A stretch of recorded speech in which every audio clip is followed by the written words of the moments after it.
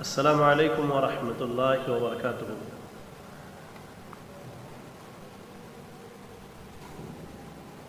الحمد للہ رب العالمین والعاقبۃ للمتقین، الصلاة والسلام علی رسولہ الکریم وعلی آلہ وصحبہ اجمعین، اما بعد۔ اعوذ باللہ من الشیطان الرجیم، بسم اللہ الرحمن الرحیم۔ ان الدین عند اللہ الاسلام، رب اشرح لي صدری ويسر لي امری واحلل عقدۃ من لسانی یفقهوا قولی۔ اللہم لا حول ولا قوة الا بک۔ لائق صد احترام، معزز و مکرم ناظرین کرام، آپ سب کا استقبال ہے جمعیت اہل حدیث کے اس پیج پر، اور میں آپ کا دینی بھائی عمران احمد سلفی ایک اہم عنوان کے تحت آج آپ کے سامنے حاضر ہوا ہوں۔ عنوان ہے اتباع سنت میں ہی نجات ہے۔ تمام تعریفیں اس اللہ رب العالمین کے لیے ہے جس رب کائنات نے مجھے آپ کو اپنی عبادت کے لیے پیدا کیا۔ درود و سلام ہو اللہ رب العالمین کے بھیجے ہوئے تمام نبیوں اور رسولوں پر، جنہیں اللہ تعالیٰ نے دنیا والوں کی رشد و ہدایت کے لیے اس جہاں فانی کے اندر مبعوث فرمایا۔ خصوصیت کے ساتھ ہم سب کے امام اعظم، امام کائنات، امام الانبیاء جناب محمد رسول اللہ صلی اللہ علیہ وسلم۔ اللہم صلی علی محمد وعلی آل محمد کما صلیت علی ابراہیم وعلی آل ابراہیم انک حمید مجید۔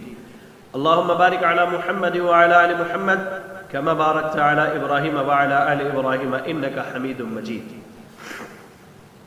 برادران اسلام اور معزز ناظرین اکرام، سب سے پہلے تو اللہ رب العالمین کا شکر ہے کہ اللہ تعالیٰ نے مجھ طالب علم کو آپ سے روبرو ہو کر دین کی کچھ باتیں کہنے کی توفیق دی ہے۔ اللہ سے دعا کرے کہ اللہ رب العالمین ہم سب کا یہاں جمع ہونا، اکٹھا ہونا قبول فرما لے، آمین۔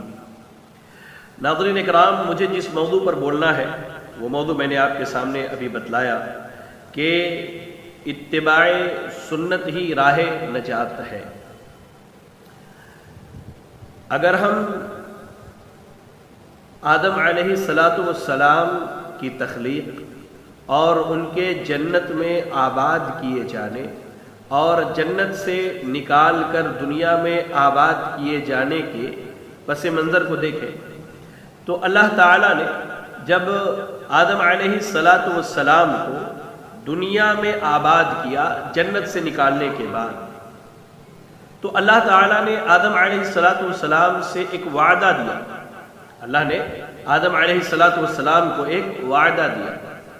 قرآن مجید کی اگر ہم تلاوت کریں تو سورہ بقرہ کی ابتدائی آیتوں میں ہی ہے، اللہ نے کہا فَقُلْنَا اهْبِطُوا مِنْهَا جَمِيعًا فَإِمَّا يَأْتِيَنَّكُم مِّنِّي هُدًى فَمَن تَبِعَ هُدَايَ فَلَا خَوْفٌ عَلَيْهِمْ وَلَا هُمْ يَحْزَنُونَ۔ اللہ نے کہا کہ تم سب یہاں سے نکل جاؤ، جا کر کے دنیا میں آباد ہو جاؤ۔ آدم علیہ السلام کو اللہ تعالیٰ نے جنت سے نکالا اور دنیا میں آباد کیا۔ اللہ نے کیا کہا؟ قُلْنَا اهْبِطُوا مِنْهَا جَمِيعًا فَإِمَّا يَأْتِيَنَّكُم مِّنِّي هُدًى۔ ہاں، ایک بات یاد رکھنا، تمہیں جو میں دنیا میں آباد کر رہا ہوں، تمہیں جو میں دنیا میں بسا رہا ہوں، محض یوں ہی نہیں کہ بس تم دنیا میں آباد ہو گئے، تم ایسے ہی آزادانہ زندگی گزارو، تم اپنی مرضی کے مطابق زندگی گزارو، جیسے سمجھ میں آئے ویسے جی لو، نہیں۔ فَإِمَّا يَأْتِيَنَّكُم مِّنِّي هُدًى، اللہ نے کہا کہ تمہارے پاس میری طرف سے ہدایت آئے گی۔ اللہ تعالیٰ نے اس بات کی وضاحت کر دی کہ انسانوں کے آباد کیے جانے کے بعد اللہ تعالیٰ ان کی رشد و ہدایت کے لیے، انہیں سیدھی راہ پر لانے کے لیے ہدایت کو بھیجتا رہے گا۔ فَإِمَّا يَأْتِيَنَّكُم مِّنِّي هُدًى فَمَن تَبِعَ هُدَايَ فَلَا خَوْفٌ عَلَيْهِمْ وَلَا هُمْ يَحْزَنُونَ۔ جو بھی شخص، چاہے وہ مرد ہو یا عورت ہو، اللہ کے بھیجی گئی ہدایت کی اتباع کر لے، اللہ کی طرف سے نازل کردہ ہدایت کی اتباع کر لے، تو اس کے لیے خوف کی کوئی بات نہیں، غمگینی کی کوئی بات نہیں، یعنی وہ دنیا میں بھی کامیاب ہے اور آخرت میں بھی کامیاب ہے۔ اب مسئلہ یہاں یہ ہے کہ یہ ہدایت کیا ہے، یہ ہدایت کی کون سی صورت، کون سی شکل ہے جس کا ذکر اللہ رب العالمین نے سورہ بقرہ کی ابتدائی آیتوں میں کیا۔ اگر ہم دیکھیں تو اللہ تعالیٰ نے تمام پچھلی امتوں اور ہماری اس امت کی ہدایت کے لیے کئی ذرائع اور کئی چیزیں عطا کی. جیسے اللہ تعالیٰ نے کسی قوم کو کتاب دیا، اللہ نے کسی قوم میں نبی اور رسول بنا کر کے بھیجا. ہماری اس امت میں اللہ تعالیٰ نے ہمیں دونوں چیزوں کی فضیلت عطا کی. اللہ نے ہمیں جہاں آخری کتاب اور آخری نظام حیات دیا، وہی اللہ رب العالمین نے ہمیں آخری نبی اور رسول بھی عطا کیا. اللہ اکبر. تو ہمارے پاس جو ہدایت آج موجود ہے وہ اللہ رب العالمین کی کتاب قرآن مجید ہے، اور اللہ کے نبی صلی اللہ علیہ وسلم کی ذات مبارکہ اور آپ صلی اللہ علیہ وسلم کی سنت مبارکہ اور مطہرہ ہے. یاد رکھیے. تو اللہ تعالیٰ نے جو وعدہ کیا تھا کہ ہر دور میں ہر امت میں اللہ تعالیٰ ایک نبی اور رسول کو بھیجے گا، تو اللہ نے اس وعدے کے مطابق اس آخری امت میں بھی اللہ تعالیٰ نے اپنی ہدایت بھیجی، اپنی کتاب کی صورت میں اپنی ہدایت بھیجی، اپنے نبی کی صورت میں. اللہ اکبر. اللہ تعالیٰ نے نبی کی صورت میں ہدایت بھیجی اور کتاب کی صورت میں ہدایت بھیجی. آج ہمیں جس موضوع پر بات کرنی ہے وہ اس موضوع کا تعلق نبی اکرم صلی اللہ علیہ وسلم کے تعلق سے ہے. سب سے پہلے میں آپ کے سامنے سنت کی تعریف کر دینا مناسب سمجھتا ہوں، اور اس کے بعد ایک مختصر سا اعتراض ہے، اس کا بھی جواب دے دینا مناسب سمجھتا ہوں. سنت اگر دیکھا جائے تو لغوی اعتبار سے سنت کا معنی طریقہ اور راستہ ہوتا ہے. سنت کا معنی کیا ہوتا ہے؟ طریقہ اور راستہ. اب وہ طریقہ اور راستہ اچھا بھی ہو سکتا ہے اور برا بھی ہو سکتا ہے. یہ یاد رکھیے. کوئی بھی لفظ ہم دو اعتبار سے ہمیشہ دیکھتے ہیں. پہلا اعتبار کیا ہوتا ہے؟ اس کو لغت کے اعتبار سے دیکھا جاتا ہے، یعنی عام ڈکشنری میں عام لغت میں اس کا معنی کیا ہے، اور پھر اس کے بعد ہم شریعت میں اس کا معنی دیکھتے ہیں. تو سنت کا جو معنی ہے لغت میں عام ڈکشنری میں وہ کیا ہے؟ طریقہ اور راستہ. اب وہ طریقہ چاہے اچھا ہو یا برا ہو، وہ راستہ اچھا ہو یا برا ہو، یہ لفظ سنت کا لغوی معنی ہے. اگر سنت کی تعریف محدثین کی اصطلاح میں دیکھی جائے تو محدثین نے بڑی بہترین تعریف کی ہے. محدثین کہتے ہیں سنت ہر اس قول، ہر اس عمل اور ہر اس تقریر اور ایسے ہی ہر اس صفت خلقیہ یا صفت خلقیہ کا نام ہے جس کی نسبت اللہ کے نبی صلی اللہ علیہ وسلم کی طرف کی جائے. آئیے اس تعریف کو ذرا ہم تفصیل سے سمجھ لیتے ہیں کہ سنت ہر اس قول، یعنی سنت ہر اس قول کا نام ہے جو قول زبان نبوت اور زبان رسالت سے صادر ہے. سنت نام ہے. یاد رکھیں اس چیز کو. سنت ہر اس قول یعنی ہر اس بات کا نام ہے جو بات یا جو قول جو ہے زبان رسالت سے صادر ہوا ہو، نبی اکرم صلی اللہ علیہ وسلم نے اپنی زبان سے جو بات کہی ہو. مثال کے طور پہ آپ نے کہا انما الاعمال بالنیات، انما الاعمال بالنیات، آپ نے کہا یہ آپ کی سنت ہے، یہ آپ کی کیا ہے؟ سنت ہے. ایسے ہی سنت کیا ہے؟ ہر اس عمل کا نام ہے جس کی نسبت اللہ کے نبی صلی اللہ علیہ وسلم کی طرف کی جائے. یعنی آپ نے 5 وقت کی نمازیں پڑھی، نماز جس طریقے سے آپ نے پڑھ کے دکھایا، آپ نے روزے رکھے جس طریقے سے آپ نے روزہ رکھا، یہ کیا ہے؟ یہ سنت ہے. ایسے ہی سنت ہر اس تقریر کا نام ہے جس کی نسبت اللہ کے نبی صلی اللہ علیہ وسلم کی طرف کی جائے. تقریر سے مراد یہ تقریر نہیں جو ہم عموماً سنتے ہیں. تقریر سے مراد کیا ہے؟ کسی نے نبی اکرم صلی اللہ علیہ وسلم کے سامنے کچھ کہا یا کوئی عمل کیا اور آپ نے اس میں خاموشی اختیار کر لی. اللہ اکبر. یہ کیا ہے؟ سنت. یعنی مثال کے طور پر کسی صحابی سے کوئی عمل صادر ہو گیا یا کسی صحابی نے کوئی بات کر دی شریعت کے متعلق اور نبی اکرم صلی اللہ علیہ وسلم اس پر خاموشی اختیار کر لیں تو یہ آپ کی سنت شمار کی جائے گی. اسے سنت تقریری کہتے ہیں.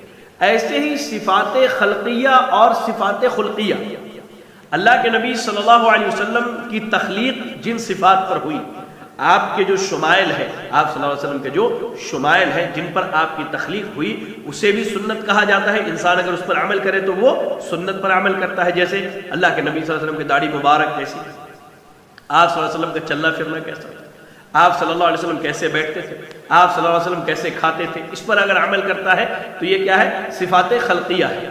تو اس کو اگر اختیار کرے تو یہ بھی سنت ہے. اور ایسے ہی صفات خلقیہ یعنی اللہ کے نبی صلی اللہ علیہ وسلم کا اخلاق کیسا، آپ کا اخلاق، آپ کا طریقہ، آپ کا لوگوں سے ملنا جلنا، لوگوں سے بات چیت، اور لوگوں سے آپ کے اخلاق کیسے تھے، یہ ساری چیزیں سنت میں داخل. تو یاد رکھیں، سنت ہر اس قول، ہر اس عمل اور ہر اس تقریر اور ایسے ہی ہر اس تخلیقی صفت یا اخلاقی صفت کا نام ہے جس کی نسبت نبی اکرم صلی اللہ علیہ وسلم کی طرف کی جائے. کم و بیش جو میں نے آپ کو تعریف بتلائی، یہی تعریف اگر دیکھیں تو امام سخاوی رحمہ اللہ، امام بیضاوی رحمہ اللہ، امام ابن حزم رحمہ اللہ، امام شاطبی رحمہ اللہ اور حجاج خطیب رحمہ اللہ وغیرہ نے یہی تعریف کی ہے سنت کی. چلے میں سمجھتا ہوں سنت کا معنی آپ سب کے سمجھ میں آیا. چلے ایک چیز ہے جو جیسا کہ میں نے کہا کہ ایک اعتراض کا میں جواب دینا چاہتا ہوں. عموماً دیکھیے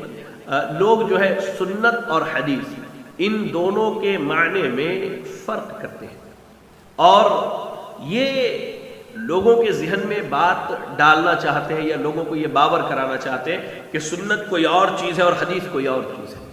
لیکن صحیح بات جو ہے وہ یہ ہے کہ محدثین کی اصطلاح میں سنت اور حدیث دونوں ایک ہی چیز کا نام ہے.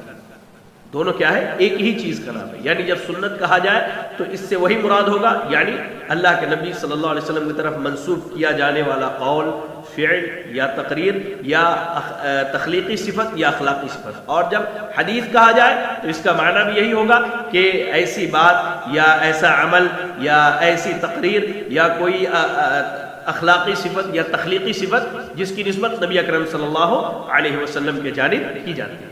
اللہ اکبر. تو یاد رکھیں کہ محدثین کے نزدیک کیا ہے کہ سنت اور حدیث میں کوئی فرق نہیں. اگر کوئی ہمارے سامنے فرق بیان کرتا ہے تو یاد رکھیں کہ در حقیقت کیا ہے، وہ ہمیں ایسی چیز بتلانا چاہتا ہے جس کا وجود محدثین کے ہاں نہیں تھا، جس کا وجود کیا ہے محدثین کے ہاں نہیں تھا. لہذا یاد رکھیں سنت اور حدیث میں کوئی فرق نہیں ہے. اب آئیے میں آپ کے سامنے اتباع سنت کا حکم ذرا بیان کر دوں. ایک چیز یاد رکھیں کہ ہمارے استاذ تھے، اللہ تعالیٰ ان پر رحم فرمائے، جامعہ سلفیہ بنارس میں پڑھائی کے دور میں ہمیں صحیح بخاری حدیث پڑھایا کرتے تھے. شیخ عبدالسلام مدنی رحمہ اللہ، اللہ تعالیٰ انہیں غریق رحمت کرے، اللہ شیخ محترم کی مغفرت فرمائے. آپ ہمیشہ ایک بات کہا کرتے تھے ہم لوگوں کو درس میں، آپ کہتے تھے کہ یہ جو کہا جاتا ہے نا کہ قرآن اور حدیث، پہلے قرآن اس کے بعد حدیث، تو وہ کہتے تھے کہ بیٹا آپ ایک چیز یاد رکھنا، کیا ہے کہ قرآن اور حدیث یہ ترتیب میں اول اور دوئم ہے، یعنی پہلے قرآن کا نمبر آتا اس کے بعد حدیث کا، قرآن اور حدیث. لیکن کہتے ہیں جہاں دلیل لینے کی بات آئے گی، جہاں حجت پکڑنے کی بات آئے گی، تو جتنی اہمیت قرآن مجید کی آیت کو ہے اتنی ہی اہمیت صحیح سند سے ثابت ایک حدیث کی ہے. اللہ اکبر. یہ آپ یاد رکھیں. ہم جو عموماً یہ لفظ کہتے ہیں کہ قرآن اور حدیث، قرآن اور سنت، تو میرے بھائی اور میری بہنیں یاد رکھیں کہ یہ ترتیب میں ہے، پہلا اور دوسرا. کیا ہے؟ ترتیب. لکھنے میں ترتیب یا بولنے میں ترتیب میں قرآن پہلے اس کے بعد حدیث کا ہم ذکر کرتے ہیں. لیکن جب قرآن کے علاوہ کسی مسئلے میں دلیل پکڑنے کی بات آئے گی یا کسی مسئلے پر حجت قائم کی جائے گی تو تمام حدیثیں، چاہے وہ حدیث متواتر ہو یا حدیث احاد ہو، حدیث متواتر ہو یا حدیث احاد ہو، انشاءاللہ کبھی اللہ نے موقع دیا تو حدیث کی جو اصطلاح ہے اس پر بھی آپ کے سامنے بات کی جائے گی. تو حدیث متواتر ہو یا حدیث احاد ہو، اگر وہ صحیح سند سے ثابت ہے تو اس کی حیثیت قرآن مجید کے نص قطعی کی طرح ہے، نص قطعی کی طرح. میرے بھائی اس چیز کو آپ یاد رکھیں. لہذا سنت کا حکم کیا ہے؟ تو اللہ رب العزت نے اور اللہ کے رسول صلی اللہ علیہ وسلم نے ہمیں اور آپ کو سنت کی اتباع کا حکم دیا اور اس چیز کو ہم تک پہنچایا کہ سنت کی اتباع کیا ہے؟ واجب ہے. آئیے چند دلائل ہم اس پر دیکھتے ہیں. سب سے پہلے اگر ہم قرآن مجید کی تلاوت کریں تو سورۃ الحشر پڑھیں ہم. اللہ رب العزت نے کیا کہا؟ وَمَا آتَاكُمُ الرَّسُولُ فَخُذُوهُ وَمَا نَهَاكُمْ عَنْهُ فَانْتَهُوا. اللہ نے بڑی بہترین بات کی اور اللہ سے بہتر کسی کی بات نہیں ہو سکتی. اور تمہیں جو کچھ رسول دے اسے لے لو اور جس چیز سے روک دے اس سے رک جاؤ. اللہ سے ڈرتے رہو، یقیناً اللہ تعالیٰ سخت عذاب والا ہے۔ آپ غور کریں، کیا نبی اکرم صلی اللہ علیہ وسلم نے دنیا میں لوگوں کے درمیان مال و دولت تقسیم کی؟ کیا اللہ کے نبی صلی اللہ علیہ وسلم نے لوگوں کے درمیان زمین جائیداد کی تقسیم کی؟ نہیں میرے بھائی، آپ صلی اللہ علیہ وسلم کو اس لیے اللہ نے نہیں بھیجا کہ آپ لوگوں کے درمیان مال و دولت تقسیم کرتے رہے اور زمین و جائیداد تقسیم کرتے رہے۔ جہاں موقع آیا، جہاں جنگوں میں مال آئے، وہاں آپ نے تقسیم کیا، لیکن آپ کے بھیجے جانے کا جو بنیادی مقصد تھا وہ یہ تھا کہ آپ لوگوں تک اللہ کے احکام کو پہنچا دیں، آپ لوگوں تک اللہ کی بات کو پہنچا دیں۔ یہی وجہ ہے کہ اللہ رب العزت نے، اگر ہم قرآن مجید کی تلاوت کریں تو سورۃ النجم کی ابتدائی آیتوں میں اللہ نے کیا کہا؟ وَمَا يَنطِقُ عَنِ الْهَوَىٰ إِنْ هُوَ إِلَّا وَحْيٌ يُوحَىٰ۔ اللہ تعالیٰ اپنی مرضی، اللہ کے نبی صلی اللہ علیہ وسلم اپنی مرضی اور خواہش سے کوئی بات نہیں کرتے دین کے معاملے میں، جب تک اللہ تعالیٰ کہنے کا حکم نہ دے۔ تو اس آیت کے نزول کا بنیادی مقصد یہی ہے کہ اللہ کے نبی صلی اللہ علیہ وسلم لوگوں تک جو دین پہنچا رہے ہیں وہ آپ صلی اللہ علیہ وسلم اپنی مرضی سے نہیں پہنچا رہے، بلکہ آپ اللہ کے حکم کے تابع ہیں، اور اللہ تعالیٰ جو آپ کو احکامات دے رہا ہے وہی آپ لوگوں تک پہنچا رہے ہیں۔ اسی چیز کا اللہ نے یہاں تذکرہ کیا، وَمَا آتَاكُمُ الرَّسُولُ فَخُذُوهُ، کہ رسول صلی اللہ علیہ وسلم تمہیں جو دے، جس بات کا حکم دے، جو احکامات آپ لوگوں کے لیے صادر فرمائے، یہ لوگوں کی ذمہ داری ہے کہ لوگ اس حکم پر عمل کریں۔ وَمَا نَهَاكُمْ عَنْهُ فَانْتَهُوا، اور رسول اللہ صلی اللہ علیہ وسلم جس چیز سے روک دیں، جس چیز سے منع کر دیں، لوگوں کو چاہیے کہ اس سے رک جائیں۔ اللہ نے کہا وَاتَّقُوا اللَّهَ، اور اللہ سے ڈرو، یعنی رسول اللہ صلی اللہ علیہ وسلم کی نافرمانی نہ کرو، اس امر میں اللہ سے ڈرو۔ اللہ نے یہ کہا وَاتَّقُوا اللَّهَ، اللہ سے ڈرو، کس بات سے؟ إِنَّ اللَّهَ شَدِيدُ الْعِقَابِ، اللہ تعالیٰ بڑے سخت عذاب والا ہے۔ دو باتیں اللہ نے معذرت، اللہ نے یہاں چار باتوں کا حکم دیا۔ رسول جو دے اسے لے لو، رسول جس سے روک دے اس سے رک جاؤ، اللہ سے ڈرو، اور اللہ کا عذاب سخت ہے۔ یعنی رسول اللہ صلی اللہ علیہ وسلم کی اگر تم نافرمانی کرتے ہو تو گویا کہ تم اللہ سے نہیں ڈرتے، اور اللہ سے نہیں ڈرتے تو یاد رکھو اللہ رب العالمین کا عذاب کیا ہے؟ بڑا سخت ہے۔ اچھا آئیے قرآن مجید کی ایک اور آیت کریمہ ہم دیکھتے ہیں۔ ایک اور مقام پر اللہ رب العزت نے سورہ آل عمران کی آیت نمبر 32 میں اللہ نے کہا قُلْ أَطِيعُوا اللَّهَ وَالرَّسُولَ فَإِن تَوَلَّوْا فَإِنَّ اللَّهَ لَا يُحِبُّ الْكَافِرِينَ۔ اللہ نے کہا کہ اے نبی آپ کہتے ہیں، اللہ تعالیٰ زبان رسالت سے تمام لوگوں کو اس بات کا حکم دے رہا ہے۔ اللہ نے کہا اے نبی آپ کہہ دیجئے اطیعوا اللہ والرسول، اللہ کی تابعداری کرو، اللہ کی فرما برداری کرو، وہی تمہاری ذمہ داری یہ ہے کہ تم رسول اللہ صلی اللہ علیہ وسلم کی فرما برداری کرو۔ فَإِن تَوَلَّوْا، اللہ نے کہا اگر تم نے پیٹھ پھیر لیا، اگر تم نے منہ موڑ لیا، اور تم اللہ کے رسول صلی اللہ علیہ وسلم کے احکامات اور فرامین کے مقابلے میں اپنے ائمہ کی باتوں کو لے کر کے چلے آئے، اور اپنے بزرگوں کی باتوں کو لے کر کے چلے آئے، اور تم نے ائمہ اور بزرگوں کی باتوں کے مقابلے میں نبی کی سنتوں کو چھوڑ دیا، تو یاد رکھو فَإِن تَوَلَّوْا، اگر تم نے منہ موڑا، پیٹھ پھیرا، فَإِنَّ اللَّهَ لَا يُحِبُّ الْكَافِرِينَ، تو اللہ تعالی کافروں کو پسند نہیں کرتا۔ یا رب، کتنی سخت وعید ہے یہ، اللہ اکبر، کہ جو آدمی نبی کی سنتوں سے منہ موڑ لے، آپ صلی اللہ علیہ وسلم کی تابعداری اور فرما برداری سے پیٹھ پھیر لے، تو ایسے شخص کو اللہ تعالیٰ نے کہا فَإِنَّ اللَّهَ لَا يُحِبُّ الْكَافِرِينَ، اللہ تعالیٰ کافروں کو پسند نہیں کرتا ہے۔ اللہ، اور آگے ایک اور مقام پر اللہ تعالیٰ نے بڑی جامع بات کی ہے۔ اگر ہم سورۃ النساء کی تلاوت کریں تو سورۃ النساء کی آیت نمبر 59 پڑھیں ہم، یعنی آیت نمبر 59 کی تلاوت کریں۔ اللہ نے کیا کہا؟ یا ایھا الذین آمنوا اطیعوا اللہ واطیعوا الرسول واولی الامر منکم فإن تنازعتم في شيء فردوه إلى الله والرسول إن كنتم تؤمنون بالله واليوم الآخر ذلك خير وأحسن تأويلا۔ اللہ رب العالمین نے کہا اے ایمان والو، اللہ تعالیٰ نے تمام اہل ایمان، چاہے وہ مشرق میں رہنے والا ہو یا مغرب میں رہنے والا ہو، شمال کا ہو یا جنوب کا ہو، عرب ہو عجم ہو، اس ملک کا ہو یا کسی اور بھی ملک ہو، اگر اس نے اشہد ان لا الہ الا اللہ واشہد ان محمد رسول اللہ کی گواہی دی ہے تو اس کے لیے یہ آیت کریمہ حجت ہے، حجت ہے، دلیل ہے اس کے اوپر۔ اللہ نے کیا کہا؟ یا ایھا الذین آمنوا، اے ایمان والو، اطیعوا اللہ، اللہ کی فرما برداری کرو، اللہ کی تابع داری کرو، وَأَطِيعُوا الرَّسُولَ اور رسول کی تابع داری اور فرما برداری کرو، وَأُولِي الْأَمْرِ مِنْكُمْ اور تمہارے درمیان جو صاحب امر ہے، جو تمہارے حکام ہے اور جو تمہارے حاکم ہے تو تم ان کی اتباع کرو۔ فَإِن تَنَازَعْتُمْ فِي شَيْءٍ اگر کسی چیز میں تمہارے درمیان اختلاف ہو جائے، فَرُدُّوهُ إِلَى اللَّهِ وَالرَّسُولِ تو اس مسئلے کو اللہ اور اس کے رسول کی طرف پھیر دو۔ ان کنتم تؤمنون باللہ والیوم الآخر اگر تمہارا ایمان اللہ پر اور آخرت کے دن پر ہے، ذالک خیر واحسن تاویلا یہی جو ہے بھلی بات ہے اور ایسی بات کا کیا ہے انجام بہت بہتر ہے۔ چلیے اس آیت کریمہ کو ہم چند ٹکڑوں میں بانٹ لیتے ہیں ذرا سمجھنے کے لیے۔ اللہ نے کہا اے ایمان والو اللہ کی تابع داری کرو اور اس کے رسول کی تابع داری کرو۔ اللہ دو باتوں کا اللہ نے حکم دیا، اللہ کی تابع داری اور اس کے رسول کی تابع داری۔ تیسری چیز کو اللہ نے کیا قرار دیا ہے؟ کیا کہا اللہ نے؟ وَأُولِي الْأَمْرِ مِنْكُمْ اطاعت کے باب میں جہاں تم اللہ کے فرما بردار ہو، جہاں تم اس کے رسول کے فرما بردار ہو، وہی جو تمہارے درمیان فیصلہ کرنے والے ہیں، تمہارے حکام ہیں اور تمہارے درمیان جو تمہارے معاملات کے انتظام اور انسلام کرنے والے ہیں، تم ان کی اتباع اور فرما برداری کرو۔ ایک بات یاد رکھیں، بہت سارے لوگ جو ہے اسی آیت کریمہ کو ائمہ کرام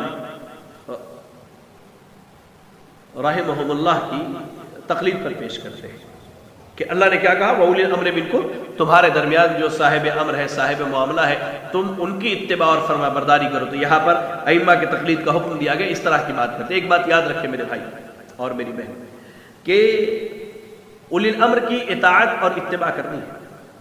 الحمدللہ جو ہمارے ائمہ ہیں، جو ہمیں خیر کی باتیں بتلاتے ہیں، جو ہمیں دین سے قریب لاتے ہیں، جو ہمیں دین کی باتیں بتلاتے ہیں، لیکن کہاں تک اتباع کرنی ہے؟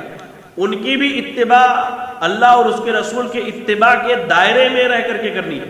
مثال ایسے سمجھیں، اللہ تعالیٰ نے اور اس کے رسول نے سود کو حرام قرار دیا ہے، ٹھیک ہے؟ اس کو آپ سمجھیں، اللہ اور اس کے رسول صلی اللہ علیہ وسلم نے سود کو حرام قرار دیا۔ اب اگر کوئی عالم دین یہ کہے کہ سود حرام ہے اور سود کی جتنی شکلیں حرام ہے تو ہمیں اس کی بات ماننی ہے، اس کی اتباع کرنی ہے۔ لیکن کوئی عالم دین یہ کہے کہ نہیں سود لینا جائز ہے، سود لے سکتے ہیں اور اس کے یہ طریقے ہیں، اس کے یہ راستے ہیں، تو اس کی اتباع وہاں نہیں کرنی، چاہے وہ کتنا بڑا ہی عالم دین کیوں نہ ہو۔ یاد رکھیں آپ اس چیز کو۔ تو اولی الامر کی جو اتباع اور اطاعت ہوگی وہ بھی اللہ اور اس کے رسول کی اتباع اور اطاعت کے دائرے میں رہ کر کے ہوگی۔ چلے اللہ نے اس کے بعد کہا کہ آپ ایک مسئلہ لے کر کے آتے ہیں اور آپ کا سامنے بھائی، آپ کا بھائی ایک مسئلہ لے کر کے آتا ہے، یہ بھی قرآن و حدیث سے مسئلہ لے کر کے آ رہے، یہ بھی قرآن و حدیث سے مسئلہ لے کر کے آ رہے، یا یہ اپنے امام کا قول لے کر کے آ رہے اور آپ اپنے امام کا قول لے کر کے آ رہے، لیکن اختلاف ہو گیا دونوں میں، اللہ اکبر، اختلاف ہو گیا۔ اس صورت میں کیا کریں گے؟ تو اللہ تعالیٰ نے کہا فَرُدُّوهُ إِلَى اللَّهِ وَالرَّسُولِ تو مسئلے کو اللہ اور اس کے رسول کی طرف لوٹا دو، یعنی تم مسئلے کا حل جو ہے قرآن میں تلاش کرو اور قرآن میں تلاش کرو، نہ ملے وہاں تو اللہ کے رسول صلی اللہ علیہ وسلم کی حدیث اور سنتوں میں تلاش کرو۔ اللہ اس کے بعد اللہ نے کیا کہا؟ اِن كُنتُمْ تُؤْمِنُونَ بِاللَّهِ وَالْيَوْمِ الْآخِرِ اللہ نے ایمان کی شرط لگائی ہے کہ اگر تم اللہ اور رسول پر ایمان رکھتے ہو تو اس ایمان کا تقاضا یہی ہے کہ تمام تر اختلافی معاملات میں جہاں تمہارے لیے قرآن واجب الاتباع ہے، وہی سنت رسول بھی تمہارے لیے واجب الاتباع ہے۔ اللہ تعالیٰ سے بہتر بات کسی کی نہیں ہو سکتی۔ اللہ نے وضاحت کر دی اس بات کی کہ مسئلے میں اختلاف ہو جائے۔ آج دیکھیں مسلم معاشرے کی حالت کیا ہے، میں آپ کو ایک چیز سمجھانا چاہتا ہوں۔ آج جو ہے ہر فرقے کا دعوے دار جو ہے اتحاد کی بات کرتا ہے کہ بھائی مسلمان ایک پلیٹ فارم پر نہیں آ رہے ہیں، مسلمانوں کو ایک پلیٹ فارم پر آ جانا چاہیے، چاہے وہ جماعت اسلامی کے لوگ ہوں، چاہے وہ ہمارے دیوبندی بھائی ہو یا ہمارے بریلوی بھائی ہو یا ہم اہل حدیث مسلک کے لوگ ہیں، سارے لوگ جتنے ہیں نا سب کیا کہتے ہیں کہ لوگوں میں اتحاد ہونا چاہیے۔ الحمدللہ بہت اچھی چیز ہے، آپ اتحاد کیجیے، لیکن اتحاد کی جو بنیاد ہونی چاہیے اس پر کوئی بات نہیں کرتا ہے۔ کیوں آخر؟ اس کی مثال ایسے ہی ہے کہ کینسر کے مریض کو ہم اور آپ عام سی نارمل فیبر کی دوا کھلانا شروع کر دیں، پیراسیٹامول اٹھایا ہم نے اور کینسر کے مریض کو کھلانا شروع کر دیا، واللہ یعنی قیامت تک اس دوا کی بنیاد پر اسے شفا ملنے والی نہیں ہے۔ ایسے ہی اس امت کی حالت ہے۔ ہم نے جو کرائٹیریا بنایا ہے اتحاد کا، وہ کرائٹیریا درست نہیں ہے۔ کرائٹیریا کون سا درست ہے؟ جو اللہ اور اس کے رسول صلی اللہ علیہ وسلم نے ہمیں دیا ہے، اور وہ کیا ہے؟ اطاعت اللہ اور اطاعت الرسول، قرآن اور سنت، قرآن اور حدیث کی اتباع ہے، اس پر اتحاد ہو سکتا ہے۔ اس کے علاوہ ہم اگر اتحاد چاہتے ہیں، اللہ کی قسم اتحاد ہونے والا نہیں، واللہ اتحاد ہونے والا نہیں۔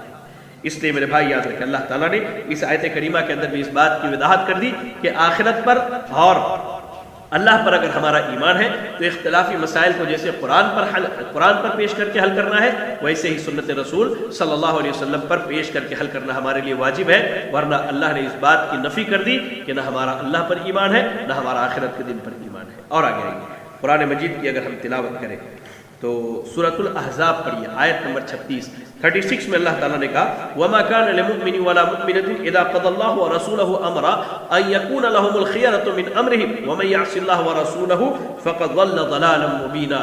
اللہ نے کہا کہ کسی بھی ایمان والے مرد اور کسی بھی ایمان والی عورت کے لیے یہ جائز نہیں ہے کہ جب اللہ اور اس کے رسول کسی معاملے میں فیصلہ کر دے تو پھر اس کو کچھ اختیار باقی رہے۔ یعنی عموماً ہمارے معاشرے میں کیا ہوتا ہے، ہم کوئی مسئلہ لے کر کے آتے ہیں امام صاحب کے پاس، مسجد کے امام صاحب کے پاس، یا ہمارے محلے میں جو شیوخ ہیں، جو علماء ہیں، ان کے سامنے ہم لے کر کے آتے ہیں مسئلہ۔ ہم نے مسئلہ پیش کیا، انہوں نے بتا دیا بھائی قرآن اور سنت یہ کہتی ہے کہ آپ کو ایسے کرنا ہے، آپ جو کر رہے ہیں وہ کرنا غلط ہے۔ اللہ، اب ہم کیا کرتے ہیں؟ اب ہم وہاں راستہ تلاشنے کی شروع کرتے ہیں۔ شیخ دیکھیے نا، اگر تھوڑی سی کوئی گنجائش نکل جائے، تھوڑا سا کوئی راستہ نکل جائے تو بڑی اچھی بات ہوگی، میرا کام بن جائے گا۔ نہیں، اللہ نے کہا کہ نہیں، ایمان کی علامت یہی ہے، ایمان والے کی پہچان ہی یہی ہے کہ جب اللہ اور اس کے رسول صلی اللہ علیہ وسلم کا کوئی فیصلہ آ جائے تو اب اس کے بعد اس کے لیے کوئی اختیار باقی نہیں رہتا، کوئی اختیار باقی نہیں رہتا، بلکہ ہونا کیا چاہیے؟ اللہ نے کہا وَمَن يَعْصِ اللَّهَ وَرَسُولَهُ فَقَدْ ضَلَّ ضَلَالًا مُبِينًا۔ اللہ اور اس کے رسول کا فیصلہ مل گیا، اب ہم کہتے نہیں میرے بھائی ہمارے خاندان میں تو ایسا چلتا ہے، میرے سماج کے لوگ اس طرح سے یعنی اس چیز پر عمل کرتے ہیں، یا میرے امام نے یہ کہا ہے، ہمارے ائمہ نے اس بات کی اجازت دی ہے۔ واللہ اللہ کہہ رہا ہے یہ کھلی ہوئی گمراہی ہے، یہ کھلی ہوئی گمراہی ہے۔ اللہ اور اس کے رسول کے فیصلے کے آ جانے کے بعد اس کو قبول نہ کرنا، اس میں اپنی رائے کو داخل کرنا اور اپنے ائمہ کی باتوں کو اس پر پیش کرنا، یہ کیا ہے؟ کھلی ہوئی گمراہی ہے، اور ایسی گمراہی ہے جس گمراہی کا ٹھکانہ میں سمجھتا ہوں سیدھے سیدھے کیا ہے؟ جہنم ہے۔ لوگوں کیا ہے؟ سیدھے سیدھے جہنم ہے۔ آئیے میں آپ کے سامنے چند ایک حدیثیں بھی پیش کر دوں اس مسئلے پر۔ ایک حدیث جو میں آپ کو سنانا چاہتا ہوں وہ سنن ابن ماجہ کی روایت ہے اور جامع ترمذی کی، علامہ البانی رحمہ اللہ نے السلسلہ صحیحہ کے اندر اس کو صحیح قرار دیا ہے۔ ابو سعید بن معلّہ رضی اللہ تعالیٰ عنہ بیان کرتے كنت اصلی فی المسجد فدعانی رسول اللہ صلی اللہ علیہ وسلم فلم اجبه فقلت یا رسول اللہ كنت اصلی فقال الم یقل اللہ۔ اللہ اکبر، بڑی جامع حدیث ہے، سوچنے کی بات ہے۔ صحابی کہتے ہیں کہ میں مسجد میں نماز پڑھ رہا تھا، مجھے اللہ کے نبی صلی اللہ علیہ وسلم نے بلایا تو میں آپ کے بلانے پر نہیں گیا۔ جب میں دوبارہ اللہ کے نبی صلی اللہ علیہ وسلم کے پاس نماز ختم کر کے پہنچا، بات ہوئی کہ میں نے آپ کو بلایا، آپ آئے نہیں، تو کہتے کنت اصلی، اے اللہ کے رسول صلی اللہ علیہ وسلم میں نماز پڑھ رہا تھا۔ تو آپ صلی اللہ علیہ وسلم نے کہا کہ کیا اللہ نے یہ نہیں کہا استجیبوا للہ والرسول اذا دعاکم، جب اللہ اور اس کے رسول تمہیں بلائے تو تم ان کا حکم مانو۔ یا رب، آج کیا ہے ہمارے معاشرے کی حالت، آج کیا ہے ہمارے سماج کی حالت؟ کبھی غور کیا ہے؟ آج ہم نے بس اہل سنت ہونے کا دعویٰ ہی کر رکھا ہے، آج ہم نے خود کے اہل سنت ہونے کا دعویٰ ہی کر رکھا۔ اصل سنت جو تھی وہ یہ تھی کہ نبی کی سنتوں پر عمل کیا جائے۔ صحابی نماز میں ہے، اللہ کے نبی صلی اللہ علیہ وسلم سے کہتے کہ اللہ کے رسول صلی اللہ علیہ وسلم میں نماز پڑھ رہا تھا۔ آپ صلی اللہ علیہ وسلم نے فرمایا کہ تم نماز پڑھ رہے تھے، اچھی بات ہے، میں نے تمہیں بلایا، کیا تم نے یہ نہیں پڑھا کہ یا یہ نہیں سنا کہ اللہ تعالیٰ کہہ رہے کہ جب رسول بلائے تو رسول کی بات پر لبیک کہو، فوراً اٹھ کھڑے ہو۔ آج ہمارے معاشرے میں یا رب اگر آپ لوگوں کو سنت بتانے لگے تو لوگ تانا دینا شروع کر دے رہے، بھائی یہ جو ہے بڑا سنت پر عمل کرنے والا بن رہا ہے، یہ لوگوں کو بڑی سنتیں بتلا رہا ہے۔ یا آپ سنت پر عمل کرنا چاہے، مثال کے طور پر کتنے ایسے نوجوان ہیں جو داڑھی رکھنا چاہتے ہیں لیکن ان کے اہل خانہ، ان کے گھر کے لوگ، ارے ابھی تم بچے ہو، کون سا بوڑھے ہو گئے ہو، وہ سنت پر عمل کرنا چاہتا ہے، اسے سنت پر عمل کرنے نہیں دیا جاتا ہے۔ بچی ہے، نوجوان بچی ہے، اگر وہ پردہ کرنا چاہتی ہے، ماں باپ اللہ اکبر فیشن کے قائل، نہیں بیٹی ابھی تم بچی ہو، ابھی تو تم چھوٹی ہو، پردہ کر کے کیا کرو گے؟ یا رب یا رب یا رب، کبھی غور کیا؟ اللہ کے نبی نے کہا کہ تم نماز میں ہی تھے، اگر میں نے تمہیں بلایا تو تم نماز توڑ کر کے آتے میرے پاس، کیونکہ اللہ نے اس بات کا حکم دیا کہ جب اللہ اور اس کے رسول بلائے تو تم ان کا حکم مانو۔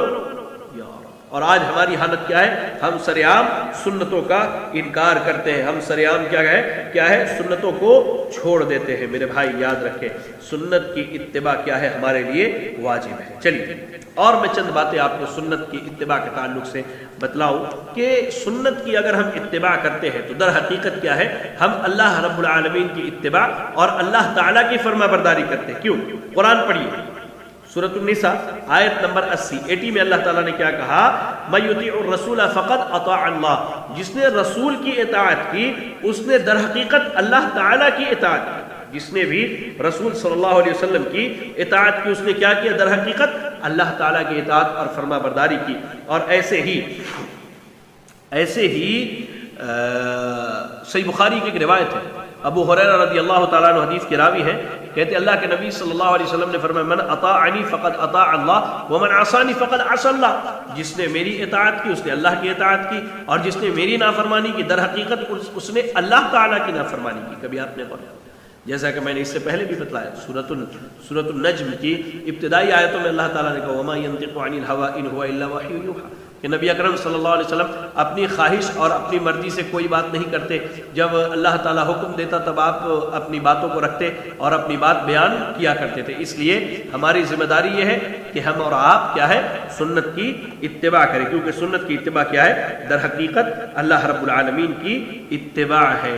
دیکھیں اللہ کے رسول صلی اللہ علیہ وسلم نے 12 صحابہ اکرام رضی اللہ عنہم کی مجلس میں کہا، جیسا کہ سنن نبی داؤد اور صحیح الجامع کی روایت ہے، راوی حدیث حضرت مقدام بن معدی کرب رضی اللہ تعالی عنہ کہتے ہیں اللہ کے نبی صلی اللہ علیہ وسلم نے کہا الا انی اوتیت القرآن ومثلہ معہ، کہ مجھے اللہ نے قرآن دیا ہے اور قرآن جیسی ایک چیز دی ہے، قرآن دیا اور قرآن جیسی ایک چیز دی۔ قرآن جیسی ایک چیز سے کیا مراد ہے؟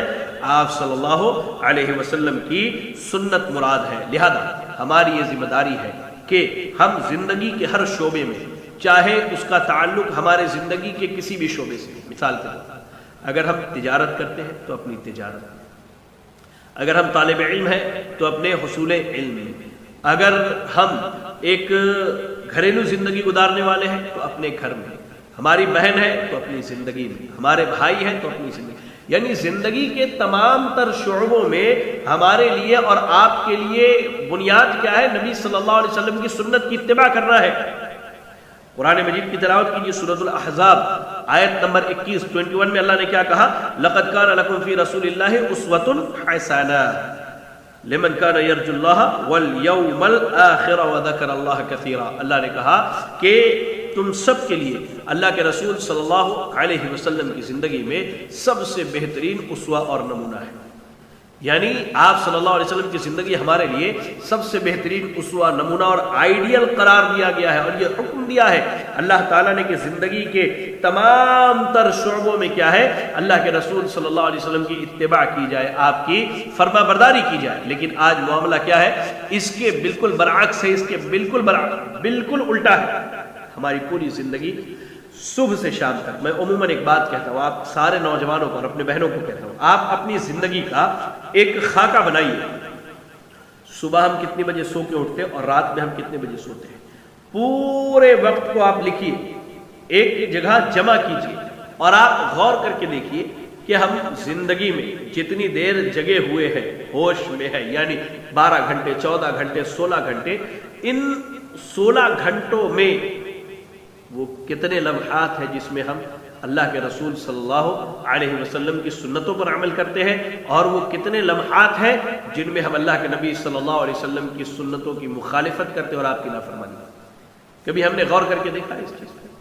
جبکہ اللہ تعالیٰ تو قرآن مجید میں یہاں تک کہتا ہے یا ایھا الذین آمنوا لا تقدموا بین یدی اللہ ورسولہ واتقوا اللہ ان اللہ سمیع علیم۔ اللہ تعالیٰ نے سورۃ الحجرات کی آیت نمبر 1 پہلی آیت میں اللہ نے اعلان کر دیا، اے ایمان والو اللہ اور اس کے رسول سے آگے نہ بڑھو، یعنی منمانی زندگی نہ گزارو. تمہاری زندگی گزارنے کا طریقہ کیا ہونا چاہیے؟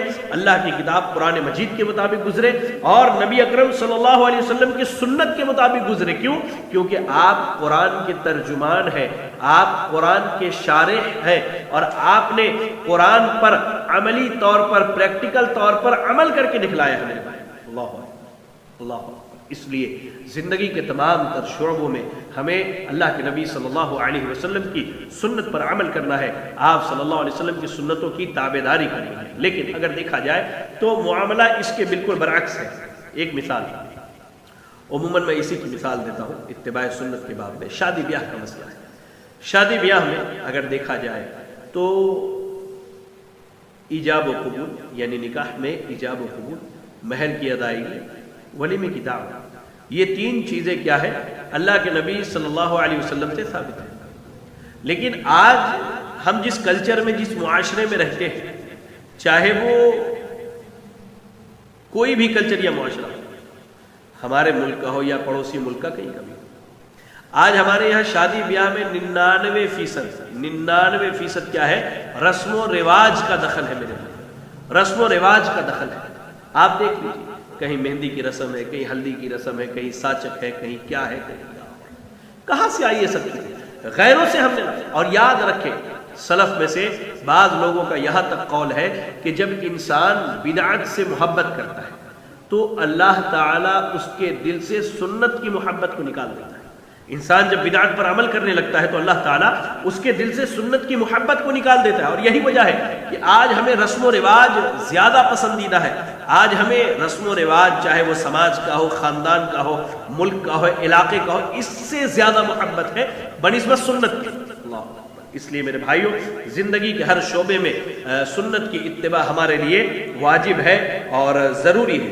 ایسے ہی ایک چیز اور آپ یاد رکھیں، سنتوں سے اعراض کرنا اور سنتوں سے منہ موڑنا اللہ رب العزت نے قرآن مجید کے اندر منافقوں کا شیوا قرار دیا ہے. آئیے قرآن مجید کی تلاوت کیجیے. سورۃ النور پڑھیے، آیت نمبر 51 میں اللہ نے کیا کہا؟ انما کان قول المؤمنین اذا دعوا الی اللہ ورسولہ لیحکم بینہم ان یقولوا معذرت. اللہ رب العزت نے اگر ہم دیکھیں تو سورۃ النساء کی آیت نمبر 61 میں کہا وَإِذَا قِيلَ لَهُمْ تَعَالَوْا إِلَى مَا أَنزَلَ اللَّهُ وَإِلَى الرَّسُولِ رَأَيْتَ الْمُنَافِقِينَ يَصُدُّونَ عَنْكَ صُدُودًا. اللہ تعالیٰ نے بڑی سخت وعید سنائی. اور جب ان سے کہا جاتا ہے کہ اللہ کے نازل کردہ تعلیمات اور رسول کی طرف آؤ تو تم دیکھتے ہو منافق تمہاری طرف آنے سے رک جاتے ہیں. سورۃ النساء کی آیت نمبر 61 میں اللہ تعالیٰ نے اس بات کی وضاحت کر دی. کھلے طور پر اللہ نے اعلان کر دیا کہ جب سنت کی طرف بلایا جاتا ہے، جب اللہ کے احکامات کی طرف بلایا جاتا ہے اور نبی صلی اللہ علیہ وسلم کی سنتوں کی طرف بلایا جاتا ہے تو منافقین سنتوں کی طرف آنے سے رک جاتے ہیں. ایمان والے کا یہ شیوا نہیں ہو سکتا. اللہ کے نبی صلی اللہ علیہ وسلم سے محبت کرنے والے کا یہ شیوا نہیں ہو سکتا. اللہ تعالیٰ سے محبت کرنے والے کا یہ شیوا نہیں ہو سکتا. کیونکہ اللہ کی محبت کا حصول نبی کی سنت کی اتباع میں ہے. یہ شیوا کن کا ہے؟ جب سنتوں کی طرف بلایا جاتا ہے تو وہ سنتوں کی طرف آنے سے رک جاتے ہیں. یہ شیوا کن کا ہے؟ یہ منافقین کا شیوا ہے اور یہ منافقین کی عادت ہے. اللہ اکبر. لہذا سنتوں پر عمل کرنا ہماری ذمہ داری ہے، ورنہ ہو سکتا ہے ہم لاکھ ایمان کا دعویٰ کرتے رہیں، قیامت کے دن جب اللہ رب العالمین کے یہاں پہنچے تو ہمارے دامن میں نفاق کے علاوہ اور کچھ بھی نہ باقی رہے. ایسے ہی اتباع سنت سے اعراض کرنا اپنے آپ کو ہلاک کرنے کے برابر ہے. کبھی آپ نے غور کیا اس چیز پر؟ جو آدمی سنتوں سے جان بوجھ کر کے منہ موڑتا ہے، اس کے سامنے کتاب و سنت کی بات رکھی جاتی ہے، اللہ کے نبی صلی اللہ علیہ وسلم کی سنت بیان کی جاتی ہے، وہ اپنے ائمہ کے اقوال کے چکر میں، وہ اپنے مولویوں کے پیچھے جا کر کے، وہ اپنے خاندان والوں اور سماج والوں کے پیچھے جا کر کے اور اپنے بڑوں کے پیچھے جا کر کے سنت سے اعراض کر لیتا ہے، منہ موڑ لیتا ہے، تو در حقیقت وہ اپنے آپ کو ہلاکت کے دروازے پر لا کر کے کھڑا کر دیتا ہے. آپ دیکھیں امام ابن عاصم رحمہ اللہ کی کتاب ہے السنہ، اور ایسے ہی ترغیب و ترہیب تو اس کی تخریج میں علامہ البانی رحمہ اللہ نے اس کی سند کو صحیح قرار دیا ہے۔ حضرت عرباض بن ساریہ رضی اللہ تعالیٰ عنہ حدیث کے راوی ہے، کہتے ہیں کہ اللہ کے نبی صلی اللہ علیہ وسلم نے فرمایا لَقَدْ تَرَكْتُكُمْ عَلَى مِثْلِ الْبَيْضَاءِ لَيْلُهَا كَنَهَارِهَا لَا يَزِيغُ عَنْهَا إِلَّا هَالِكٌ۔ جب اللہ کے نبی صلی اللہ علیہ وسلم صحابہ اکرام رضی اللہ عنہم کو ایک موقع پر نصیحت کر رہے تھے تو آپ نے نصیحت کرتے کرتے صحابہ سے کہا کہ میں نے تمہیں ایسے روشن راستے پر چھوڑا ہے جس راستے کی راتیں بھی دن کی طرح روشن ہیں۔ اللہ، یعنی اللہ کے نبی صلی اللہ علیہ وسلم نے جو صحابہ اکرام رضی اللہ عنہم کو قرآن اور سنت کا راستہ بتلایا تھا اسے آپ نے روشن راستے سے کی مشابہت دی، جیسا کہ نماز میں ہم اور آپ 5 وقتہ نمازوں میں اللہ سے دعا بھی کرتے اہدنا الصراط المستقیم، اے اللہ تو ہمیں سیدھے راستے پر چلا۔ تو یہ سیدھا راستہ وہی ہے جس کے بارے میں نے یہ حدیث سنائی۔ اللہ کے نبی صلی اللہ علیہ وسلم نے کہا کہ میں نے تمہیں ایسے روشن راستے پر چھوڑا ہے جس کی راتیں بھی دن کی طرح روشن ہے۔ فلا یزیغ عنہا الا ہالک، اس روشن راستے سے وہی بھٹکتا ہے جو ہلاک اور برباد ہونے والا ہے، ہلاک اور برباد ہونے والا ہے۔ آپ کو میں بتلاؤں یہ ہلاکت، یہ بربادی کیسی ہوگی؟ ہم دنیا میں لاکھ عمل کرتے ہیں، ہم دنیا میں لاکھ عمل کرتے ہیں، جتنی بھی نمازیں پڑھ لیں، جتنا چاہے روزہ رکھ لیں، جتنا چاہے حج کر لے، عمرہ کر لے، صدقات و خیرات کر لے، لیکن عمل اگر سنت کے مطابق نہیں ہے تو ہلاکت کی سب سے پہلی سیڑھی جب قیامت کے دن ہمارے نامہ اعمال ہمارے ہاتھ میں دیے جائیں گے تب ہم چڑھیں گے۔ قرآن مجید پڑھیے آپ، سورہ محمد کی تلاوت کیجیے، آیت نمبر 33 میں اللہ نے کہا یا ایھا الذین آمنوا اطیعوا اللہ واطیعوا الرسول ولا تبطلوا اعمالکم، اے ایمان والو اللہ کی اطاعت کرو، اس کے رسول کی اطاعت کرو اور اپنے اعمال کو برباد نہ کرو۔ یعنی اس کا مفہوم مخالف کیا بنتا ہے؟ اگر تم نے اللہ کی اطاعت نہیں کی اور تم نے رسول کی اطاعت نہیں کی تو یاد رکھو تمہارے اعمال برباد ہو جائیں گے، تمہارے اعمال برباد ہو کر کے رہ جائیں گے۔ اللہ، یہ ہلاکت کی پہلی سیڑھی ہے۔ سنت کی اتباع اگر ہم نے چھوڑ دی، سنت کے راستے پر ہم نے اگر چلنا چھوڑ دیا تو ہلاکت کی سب سے پہلی سیڑھی یہی ہے میرے بھائیوں کہ ہم اور آپ جب قیامت کے دن اللہ کے اعمال کا انبار لے کر کے پہنچیں گے تو اللہ تعالیٰ ان میں سے ایک بھی عمل کو قبول نہیں کرے گا، کیونکہ اللہ نے قرآن مجید میں پہلے ہی اس بات کی وضاحت کر دی کہ اگر تم نے رسول کی اطاعت نہیں کی، رسول کی فرما برداری نہیں کی تو تمہارے اعمال کیا ہے؟ باطل ہو جائیں گے، برباد ہو جائیں گے، اور اللہ تعالیٰ ان اعمال میں سے کسی ایک عمل کو بھی قبول نہیں کرے گا۔ اور ایک آخری بات اس موضوع پر کہ اتباع سنت سے روگردانی یا سنت سے منہ موڑنا، پیٹھ پھیرنا، در حقیقت یہ ہمارے لیے جہنم میں داخلے کا ذریعہ ہے۔ اللہ تعالیٰ ہم سب کو جہنم اور اس کے عذاب سے محفوظ رکھے۔ یاد رکھیں، سنت سے منہ موڑنا، سنت سے پیٹھ پھیرنا در حقیقت کیا ہے؟ یہ جہنم جانے کا ذریعہ ہے میرے بھائی۔ آپ قرآن مجید کی تلاوت کیجئے، سورۃ النساء آیت نمبر 14، آیت نمبر 14 میں اللہ نے کہا مَن یعص اللہ ورسولہ ویتعد حدودہ یدخلہ نارا خالدا فیہا ولہ عذاب مہین۔ جو آدمی اللہ اور اس کے رسول کے مقرر کردہ حد کو پار کر لے، یعنی اللہ نے اور اس کے رسول نے جو احکامات دیے ان احکامات کو چھوڑ دے، ان سے منہ موڑ لے، ان سے پیٹھ پھیر لے، ان پر عمل نہ کرے، یدخلہ نارا، تو اللہ تعالیٰ ایسے شخص کو جہنم میں داخل کرے گا، وَلَهُ عَذَابٌ مُّهِينٌ، اور اس کے لیے بڑا ہی رسوا کرنے والا عذاب ہے۔ اللہ تعالیٰ جہنم میں ایسا عذاب دے گا کہ وہ ذلیل اور رسوا ہو کر کے رہ جائے گا۔ یا اور آگے قرآن مجید کی تلاوت کیجیے، سورۃ النساء پڑھیے، آیت نمبر 115 اللہ نے کیا کہا؟ وَمَن يُشَاقِقِ الرَّسُولَ مِن بَعْدِ مَا تَبَيَّنَ لَهُ الْهُدَى وَيَتَّبِعْ غَيْرَ سَبِيلِ الْمُؤْمِنِينَ نُوَلِّهِ مَا تَوَلَّى وَنُصْلِهِ جَهَنَّمَ وَسَاءَتْ مَصِيرًا۔ اللہ نے کہا کہ جو آدمی ہدایت کے آ جانے کے بعد، یعنی رسول کے آ جانے کے بعد، قرآن کے آ جانے کے بعد اب اگر رسول کی مخالفت کرتا ہے، وَيَتَّبِعْ غَيْرَ سَبِيلِ الْمُؤْمِنِينَ، صحابہ نے جیسے رسول کی اتباع کی، اس راستے پر نہیں چلتا بلکہ اس کے علاوہ کسی اور راستے پر چلتا ہے، نُوَلِّهِ مَا تَوَلَّى، تو وہ جہاں جاتا ہے ہم اس کو وہیں لے جاتے ہیں۔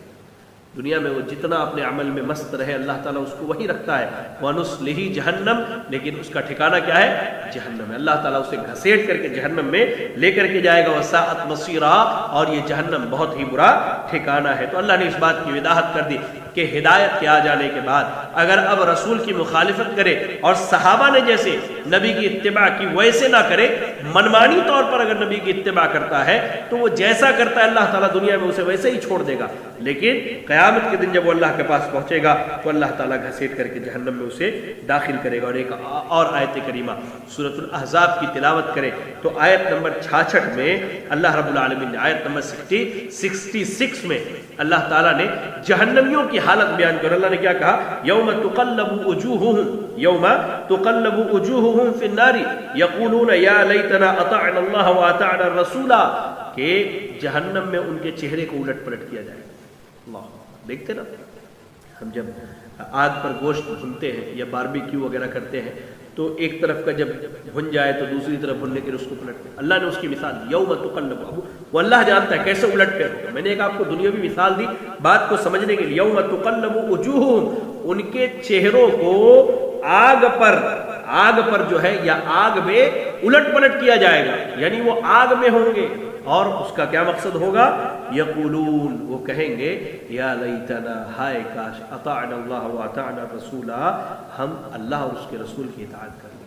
یعنی یہ وہ لوگ ہیں جنہوں نے قرآن و حدیث کے آ جانے کے بعد، کتاب و سنت کے آ جانے کے بعد نبی اکرم صلی اللہ علیہ وسلم کی سنتوں کو پہچانا نہیں، جانا نہیں، اس سے محبت نہیں کیا، اس پر عمل نہیں کیا، مرضی کے مطابق کرتے رہے، تو اللہ تعالیٰ کہہ رہا ہے ایسے اشخاص کے چہروں کو جہنم میں آگ پر الٹ پلٹ کیا جائے گا۔ تب یہ کہیں گے افسوس کرتے ہوئے اور اپنے آپ پر کہہ لیجئے کہ بہت زیادہ افسوس کرتے ہوئے کہیں گے ہائے کاش ہم نے دنیا میں اللہ اور اس کے رسول کی اطاعت اور فرما برداری کی ہوتی۔ اگر اطاعت اور فرما برداری کرتے تو جہنم جانے کے بجائے جنت کی نعمتوں کے وہ مزے لے رہے ہوتے، جنت میں وہ الٹ پلٹ کیے جاتے اللہ کی نعمتوں، اللہ کی نعمتوں سے فائدہ۔ لیکن انہوں نے دنیا میں قرآن و سنت کی اتباع نہیں کی، نبی کی سنتوں پر عمل نہیں کیا، اس کے لیے اللہ تعالیٰ نے سزا یہ دی۔ لہذا ناظرین، میرے بھائیوں، میری بہنوں، آپ کا دینی بھائی ہونے کے حیثیت سے آپ سے گزارش کرتا ہوں کہ زندگی کے تمام تر شعبوں میں اللہ کے رسول صلی اللہ علیہ وسلم کو اپنے لیے اسوہ، آئیڈیل اور نمونہ بنائیے، اور نبی اکرم صلی اللہ علیہ وسلم کی اتباع اور فرما برداری کیجیے۔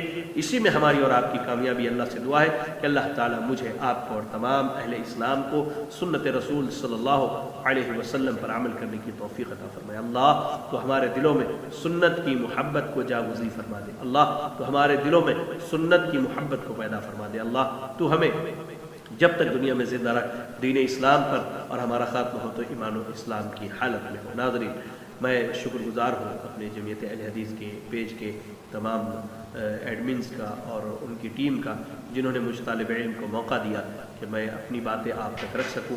جو بھی اس میں خیر کی باتیں تھیں وہ سب اللہ کی توفیق اور اس کی مدد سے تھی، اور کوئی ایسی بات ہو جو اللہ کو پسند نہ ہو تو وہ میرے نفس کے شر اور شیطان کے شر سے ہے، اور میں اس سے اللہ کی پناہ چاہتا ہوں۔ اللہ آپ سب کو خوش رکھے، اللہ ایمان اور صحت کی زندگی عطا فرمائے۔ آمین وآخر دعوانا الحمدللہ رب العالمین۔ جزاکم اللہ خیرا، والسلام علیکم ورحمۃ اللہ وبرکاتہ۔